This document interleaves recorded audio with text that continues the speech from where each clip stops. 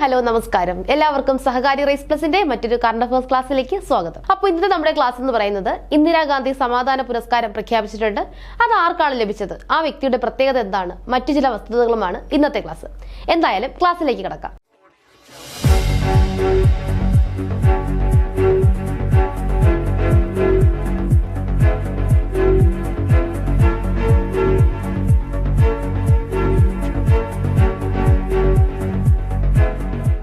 ആദ്യം ഒരു ചോദ്യത്തിലൂടെ തന്നെ നമുക്ക് കടന്നു പോകാം. നമ്മുടെ PSC പരീക്ഷ മാറി പല രീതികളിലും വരുന്നുണ്ട്. അപ്പോൾ ഇനി ഒരു പക്ഷേ വരാൻ പോകുന്നത് ഇത്തരത്തിലായിരിക്കും. എന്താണ്? ഒരു ചിത്രം തന്നിട്ടുണ്ട്, ആ ചിത്രത്തിലെ ജീവി ഏതാണ് എന്നതാണ് ചോദ്യം. എന്താണ് ചോദ്യം? ചിത്രത്തിലെ ജീവിയെ തിരിച്ചറിയുക. അടുത്തിടെ ഇതിനെ കണ്ടെത്തിയത് ഏത് നാഷണൽ പാർക്കിൽ നിന്നാണ്? അപ്പോൾ ഇതാണ് ആ ജീവി.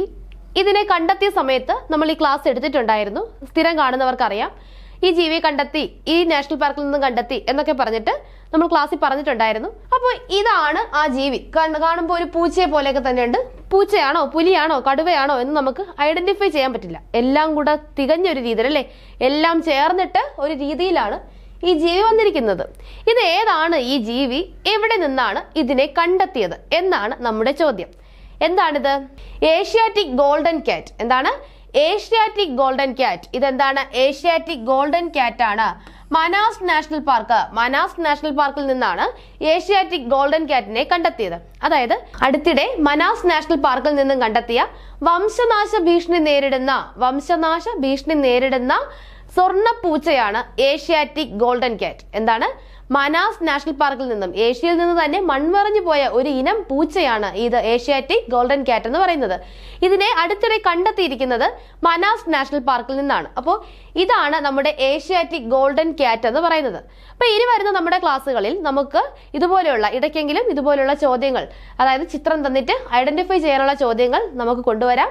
ഇനി വരുന്ന PSC എക്സാമുകളിൽ നമുക്കിത് പ്രതീക്ഷിക്കാവുന്നതാണ്. അപ്പോൾ എന്തായാലും എല്ലാവരും ഏഷ്യാറ്റിക് ഗോൾഡൻ ക്യാറ്റിനെ നന്നായി കണ്ടുകൊള്ളുക. വരും പരീക്ഷകളിൽ മേ ബി ഇങ്ങനെയും ഉണ്ടാകാം. ഇങ്ങനെയും PSC ഒന്ന് മാറി ചിന്തിക്കാം, അല്ലേ?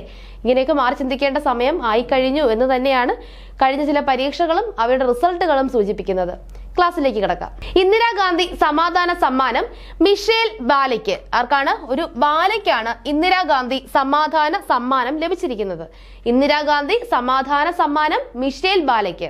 ഇക്കൊല്ലത്തെ ഇന്ദിരാഗാന്ധി സമാധാന സമ്മാനം ചിലിയുടെ മുൻ പ്രസിഡന്റും മനുഷ്യാവകാശ പ്രവർത്തകനുമായ മിഷേൽ ബാച്ചെല്ലയ്ക്ക് നൽകും. എന്താണ്?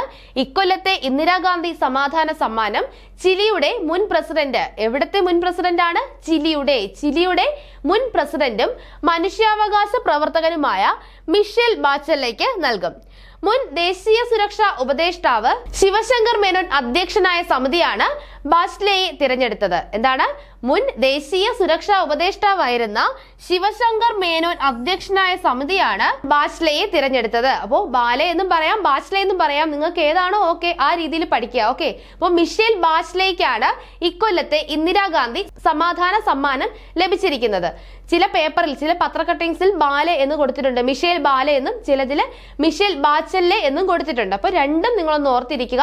മിഷേൽ ബാച്ചെല്ലെ അല്ലെങ്കിൽ മിഷേൽ ബാലെ, ചിലിയുടെ മുൻ പ്രസിഡന്റ് ആയിരുന്ന മിഷേൽ ബാച്ചെല്ലെ അല്ലെങ്കിൽ മിഷേൽ ബാലയ്ക്കാണ് ഇക്കൊല്ലത്തെ ഇന്ദിരാഗാന്ധി സമാധാന സമ്മാനം ലഭിച്ചിരിക്കുന്നത്. സമാധാനം, ലിംഗസമത്വം, മനുഷ്യാവകാശം, ജനാധിപത്യം എന്നിവയ്ക്കുള്ള പോരാട്ടത്തിൽ ലോകമെങ്ങുമുള്ളവർക്ക് പ്രചോദനവും മാതൃകയുമായതിന്റെയും ഇന്ത്യ ചിലി ബന്ധത്തിന് നൽകിയ സംഭാവനയുടെയും പേരിലാണ് ബാച്ചയ്ക്ക് സമ്മാനം. എന്താണ്? സമാധാനം, ലിംഗസമത്വം, മനുഷ്യാവകാശം, ജനാധിപത്യം തുടങ്ങിയവയ്ക്കായുള്ള പോരാട്ടത്തിൽ സഹായിച്ചതിനും പോരാട്ടത്തിൽ മുന്നിൽ നിന്നതിനും ഇന്ത്യ ചിലി ബന്ധത്തിന് നൽകിയ സംഭാവനയുടെയും പേരിലാണ് ബാച്ലെയ്ക്ക് സമ്മാനം നൽകിയത്. UN വിമനിന്റെ സ്ഥാപക ഡയറക്ടർ കൂടിയാണ് മിഷേൽ ബാച്ലെ. ഓർക്കുക, UN വിമനിന്റെ സ്ഥാപക ഡയറക്ടറാണ് മിഷേൽ ബാച്ലെ. കൂടാതെ മനുഷ്യാവകാശ കാര്യങ്ങൾക്കുള്ള UN സ്ഥാനപതി എന്നീ നിലകളിലും ബാച്ലെ പ്രവർത്തിച്ചിട്ടുണ്ട്. നമുക്ക് സ്റ്റേറ്റ്മെന്റ് ചോദ്യങ്ങൾ വരാം. മിഷേൽ ബാച്ലെയെ പറ്റിയുള്ള ശരിയായ വസ്തുതകൾ ഏതെന്ന് തിരഞ്ഞെടുക്കാൻ പറഞ്ഞാൽ ഏതൊക്കെയാണ്? UN വിമനിന്റെ സ്ഥാപക ഡയറക്ടറാണ്. കൂടാതെ മനുഷ്യാവകാശ കാര്യങ്ങൾക്കുള്ള UN സ്ഥാനപതി എന്നീ നിലകളിലും ബാച്ലെ പ്രവർത്തിച്ചിട്ടുണ്ട്. ഹൈപ്പർ ലൂപ്പ് കുതിപ്പിന് ഇന്ത്യയും കരയിൽ വിമാനത്തേക്കാൾ വേഗതയിൽ കൂറ്റൻ കുഴലിലൂടെ സഞ്ചരിക്കുന്ന ഹൈപ്പർ ലൂപ്പ് ഗതാഗതം നടപ്പിലാക്കാൻ ഇന്ത്യയും. എന്താണ്? കരയിൽ വിമാനത്തേക്കാൾ വേഗത്തിൽ ഗതാഗത സൗകര്യം സാധ്യമാക്കുന്ന ഹൈപ്പർ ലൂപ്പ് നടപ്പിലാക്കാൻ ഇന്ത്യയും ഒരുങ്ങുകയാണ്. അപ്പൊ നമുക്കറിയാം ഏറ്റവും വേഗതയേറിയ ഗതാഗത മാർഗം എന്ന് പറയുന്നത് വ്യോമഗതാഗതം തന്നെയാണ്. പക്ഷെ നമുക്ക് എല്ലാവർക്കും എല്ലാ സ്ഥലത്തും വ്യോമഗതാഗതം ഉപയോഗിക്കാൻ കഴിയില്ല. അത്തരത്തിലൊരു സാഹചര്യത്തിൽ കരയിൽ ഏറ്റവും വേഗത നമുക്ക് നിലവിൽ ട്രെയിനുകളാണ്. അതിനേക്കാൾ വേഗതയിൽ, ട്രെയിനിനേക്കാളും വേഗതയിൽ കരയിൽ ഏറ്റവും കൂടിയ വേഗത്തിൽ ഗതാഗത സൗകര്യം സാധ്യമാക്കുന്ന ഹൈപ്പർ ലൂപ്പ് നടപ്പിലാക്കാൻ ഒരുങ്ങുകയാണ് ഇന്ത്യ. കൂറ്റൻ കുഴലുകളിലൂടെയാണ് ഹൈപ്പർ ലൂപ്പ് സഞ്ചാരം സാധ്യമാക്കുന്നത്. രാജ്യത്തെ ആദ്യത്തെ ഹൈപ്പർ ലൂപ്പ് പരീക്ഷണ ട്രാക്ക് പൂർത്തിയാക്കിയത് മദ്രാസ് IITയുടെ തയ്യൂർ ക്യാമ്പസിലാണ്. എവിടാണ്? മദ്രാസ് IITയിലെ തയ്യൂർ ക്യാമ്പസിലാണ് രാജ്യത്തെ ആദ്യത്തെ ഹൈപ്പർ ലൂപ്പ് പരീക്ഷണം പൂർത്തിയാക്കിയത്. ഓർക്കുക, രാജ്യത്തെ ആദ്യത്തെ ഹൈപ്പർ ലൂപ്പ് പരീക്ഷണം പൂർത്തിയാക്കിയത് മദ്രാസ് IITയുടെ തയ്യൂർ ക്യാമ്പസിലാണ്. റോഡും റെയിലും കപ്പലും വിമാനവും കഴിഞ്ഞാൽ അഞ്ചാമത്തെ ഗതാഗത സംവിധാനമാണ് മസ്ക് ഹൈപ്പർ ലൂപ്പ് അവതരിപ്പിച്ചത്. അപ്പോൾ ഇതും നമ്മുടെ മസ്കിന്റെ പേര് തന്നെയാണ്. മസ്ക് ആണ് ഹൈപ്പർ ലൂപ്പ് പദ്ധതി ആദ്യമായി അവതരിപ്പിക്കുന്നത്. ഇപ്പൊ റോഡ്, നമുക്കറിയാവുന്ന ഗതാഗത മാർഗങ്ങൾ ഏതൊക്കെയാണ്? റോഡ് ഗതാഗതം, റെയിൽ ഗതാഗതം, കപ്പൽ ഗതാഗതം, വിമാനം, ഇതൊക്കെയാണ് നമ്മൾ ഗതാഗതത്തിനായി ഉപയോഗിക്കുന്ന മാർഗങ്ങൾ. അപ്പൊ ഇവ നാലും കഴിഞ്ഞാൽ അഞ്ചാമത്തെ ഒരു ഗതാഗത മാർഗം തന്നെയാണ് മസ്ക് അവതരിപ്പിച്ച ഹൈപ്പർ ലൂപ്പ്. നിലവിലെ കേന്ദ്ര റെയിൽവേ മന്ത്രി അശ്വിനി വൈഷ്ണവാണ് നിലവിലെ കേന്ദ്ര റെയിൽവേ മന്ത്രി എന്നുകൂടി ഓർക്കുക. 410 മീറ്റർ ആണ് നമ്മുടെ ഹൈപ്പർ ലൂപ്പ് ട്രാക്കിന് നൽകിയിരിക്കുന്ന നീളം. എത്രയാണ്? 410 മീറ്റർ. US കോടീശ്വരനും സ്പേസ് എക്സ് ഉടമയുമായ Elon Musk 2013 hyperloop transporting ആശയം അവതരിപ്പിച്ചത്. അപ്പൊ ഇലോൺ മസ്ക് ആണ് ഹൈപ്പർ ലൂപ്പ് ട്രാൻസ്പോർട്ടിംഗ് എന്നൊരു ആശയം അവതരിപ്പിച്ചത്. എന്നാണ് അവതരിപ്പിച്ചത്? 2013. ഇപ്പോഴൊന്നുമല്ല, 2013, ഏകദേശം 11 വർഷത്തോളമായി നമ്മുടെ ഇലോൺ മസ്ക് ഹൈപ്പർ ലൂപ്പ് എന്ന ഒരു ആശയം അവതരിപ്പിച്ചിട്ട്. അപ്പൊ അത് നമ്മുടെ ഇന്ത്യയും നടപ്പിലാക്കാനായിട്ട് ഒരുങ്ങുകയാണ്. മദ്രാസ് IITയിലെ 76 വിദ്യാർത്ഥികൾ ഉൾപ്പെടുന്ന ആവിഷ്കാർ ഹൈപ്പർ ലൂപ്പ് ടീം അവിടുത്തെ സ്റ്റാർട്ടപ്പ് ആയ ട്യൂട്ടർ എന്നിവയുടെ സഹകരണത്തോടെയാണ് ട്രാക്ക് നിർമ്മിച്ചത്. അപ്പോൾ ഇത് നിർമ്മിച്ചിരിക്കുന്നത് മദ്രാസ് IITയിലെ 76 വിദ്യാർത്ഥികൾ ഉൾപ്പെടുന്ന ആവിഷ്കാർ ഹൈപ്പർ ലൂപ്പ് ടീം അവിടുത്തെ സ്റ്റാർട്ടപ്പ് ആയ ട്യൂട്ടർ, എന്താണ് സ്റ്റാർട്ടപ്പിന്റെ പേര്? ട്യൂട്ടർ എന്ന സ്റ്റാർട്ടപ്പുമായി സഹകരിച്ചാണ് ട്രാക്ക് നിർമ്മിച്ചിരിക്കുന്നത്. ആദ്യ പരീക്ഷണങ്ങളിൽ 100 കിലോമീറ്റർ വേഗത കൈവരിച്ചു. അപ്പൊ ആദ്യ പരീക്ഷണങ്ങളിൽ 100 കിലോമീറ്റർ വേഗത നമ്മുടെ ഹൈപ്പർ ലൂപ്പ് കൈവരിച്ചിരിക്കുന്നു. ആദ്യ ജെൻ AI മോഡലുമായി ഗൂഗിൾ ചിത്രങ്ങളും വാക്യങ്ങളും ഹൈ റെസല്യൂഷൻ വീഡിയോ ആക്കുന്ന ജനറേറ്റീവ് AI മോഡലായ വിയോ പുറത്തിറക്കി ഗൂഗിൾ. അപ്പോൾ അടുത്തിടെ ഗൂഗിൾ പുറത്തിറക്കിയ ജനറേറ്റീവ് AI മോഡൽ ഏതാണെന്ന് ചോദിച്ചാൽ ഏതാണ്? വിയോ. എന്തിനു വേണ്ടിയിട്ടാണ്? ചിത്രങ്ങളും വാക്യങ്ങളും ഹൈ റെസല്യൂഷൻ വീഡിയോ ആക്കുന്നതിനായി ഗൂഗിൾ പുറത്തിറക്കിയ ജനറേറ്റീവ് AI മോഡൽ ഏതാണ്? വിയോ. ഗൂഗിളിന്റെ ആദ്യ ജെൻ AI അല്ലെങ്കിൽ ജനറേറ്റീവ് AI മോഡൽ കൂടിയാണ് വിയോ എന്ന് പറയുന്നത്. എന്താണ്? ഗൂഗിളിന്റെ ആദ്യത്തെ ജനറേറ്റീവ് AI അല്ലെങ്കിൽ ജെൻ AI മോഡലാണ് വിയോ നിർമ്മിക്കുന്ന വീഡിയോയ്ക്ക് കൃത്യത കൂടുതലായിരിക്കുമെന്നാണ് ഗൂഗിൾ അവകാശപ്പെടുന്നത്. അപ്പോൾ ഗൂഗിളിന്റെ ആദ്യ ജെൻ AI മോഡലാണ് വിയോ എന്നോർക്കുക. ചിത്രങ്ങളും വാക്യങ്ങളും ഹൈ റെസല്യൂഷൻ വീഡിയോ ആക്കാൻ സഹായിക്കുന്ന ജനറേറ്റീവ് AI മോഡലാണ് വിയോ. ഓപ്പൺ AI കമ്പനി 3 മാസം മുൻപ് നിർമ്മിച്ച AI മോഡലാണ് സോറ. എന്താണ്? സോറ.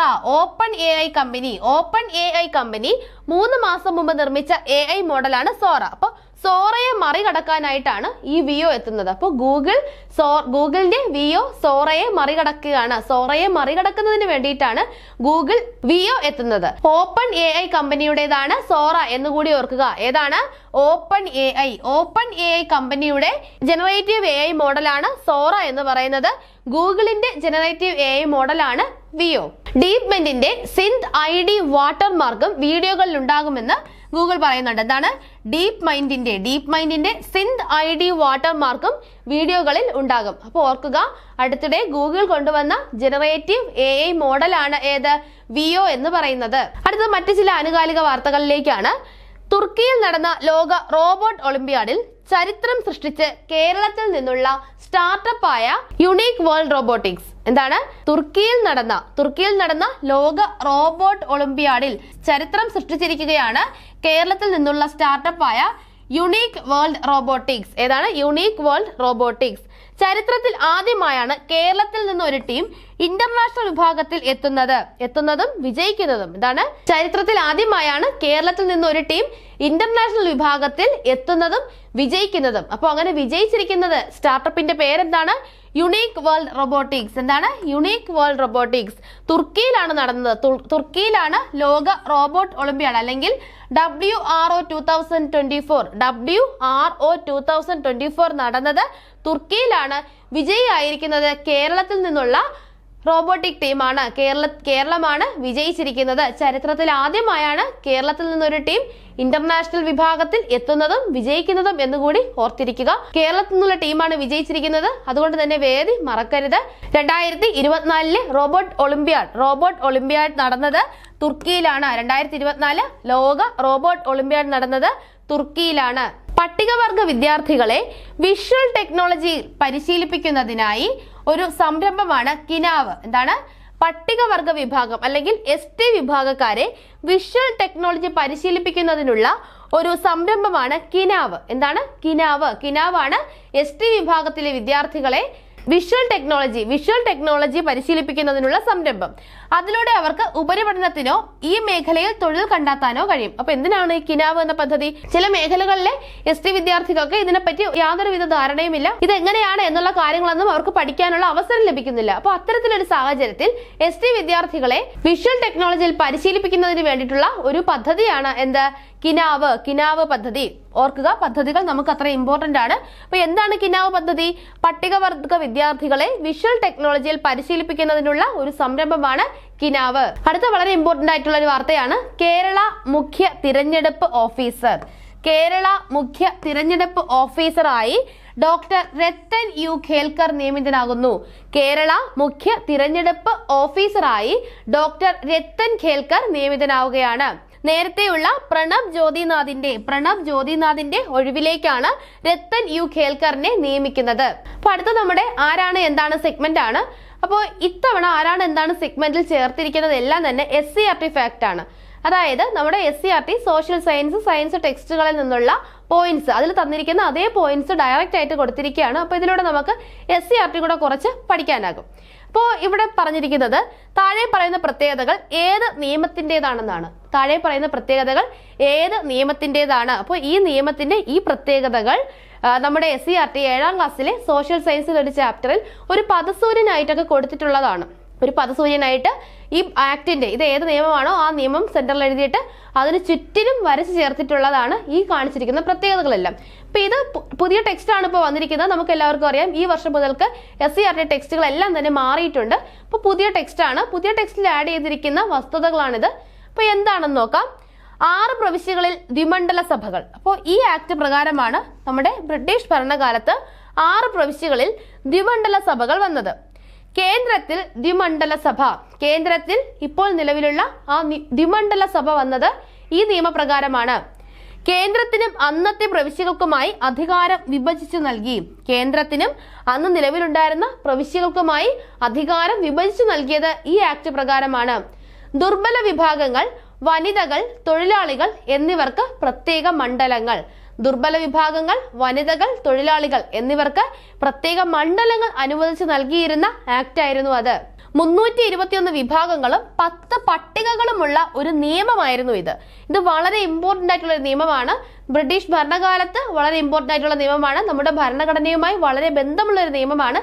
ഏതാണ് ഈ നിയമമെന്ന് എല്ലാവരും കമന്റ് ചെയ്യുക. അപ്പോൾ ഇത്രയുമാണ് ഇന്നത്തെ ക്ലാസ്. അടുത്ത ക്ലാസ്സിലൂടെ നമുക്ക് വീണ്ടും കാണാം. താങ്ക്